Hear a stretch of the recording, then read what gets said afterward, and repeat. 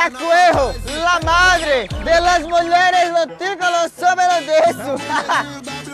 A primeira coisa que você vai fazer, 10 folhas de hortelã, dá um tapinha para soltar todos os aromas e você coloca no copo. Logo em seguida, você vai colocar 30 ml do limão e logo após você irá colocar 25 ml de xarope de morango. Gelo no copo, 40 ml de rum. E agora sim, vamos completar água com gás.